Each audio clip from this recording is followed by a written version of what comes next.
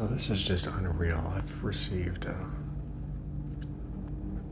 a prompt to come here that was totally in the context of all of the different things that I was literally just kind of going over with in a video format that I'm going to release here in a little while with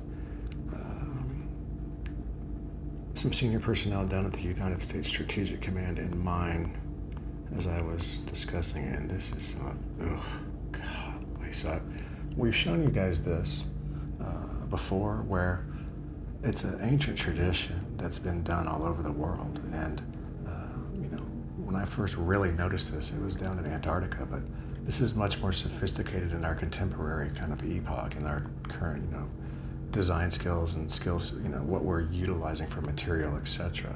Because the tradition is to build into these ancient structures, and you can see them so well defined here. I mean, this is an exquisite sight. This is the first time I've seen it, so you can see the cranium there, the eyes, and the mouth. Yeah. Okay, let me take that out of there. Boom. It's exquisite. It's quite tall too, and that's the size of some of these that we're dealing with, or bigger. And I want you guys to look here, because the time lapse really does an excellent job of showing us this signature, and I can see several other things here. And what we are ultimately looking at is We're gonna watch them. Wow, gosh, it's just fantastic. Look at that right there. Oh gosh, look at that.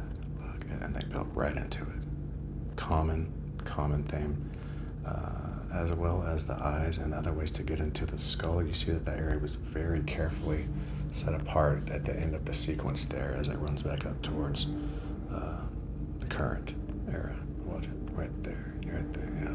Wow. Look at that morphogenetic. That's exactly what it is. And so a rich area, meaning there is much more here than that one particular one.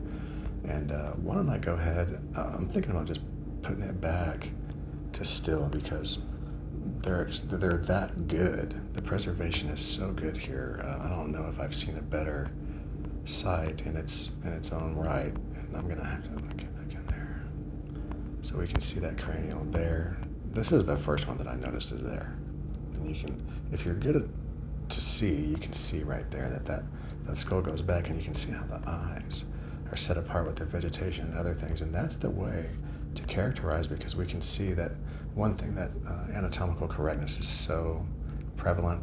It's an established pattern that we see not only on Earth, guys, but we see it in other areas of our solar system, and we'll be getting to that eventually. But in the context of a flood, there's one huge giant with so many others on it, and that genetic expression is coming through in its sense of individuality through time lapse, through a morphogenetic process that's really kind of it's a holographic expression of the code and the ways the networker is able to register that. And so it's very acute when you have when you're plugged into, being able to use it. Oh my goodness, gosh, look at that. I mean, the emotion that's coming through that face, and there's more than one. This is what I'm trying to convey to you. There's going to be more than one in most instances, because that's the way that it is. They're piled on top of one another, and it's just, but God Almighty! It almost looks like Jesus. Look at that. I'm going to say, boom, right there. It's going to be that top of that head. Look at that face. And so I really need to examine that a little more. I want to take a look at that in time lapse too, but let's go back to the initial bink, and we'll get a quick look at what I was looking at right off the bat, because it was something else. Looky there. Yeah, wow, gosh, that is exquisite. Look at that, guys. These mountains are the remnants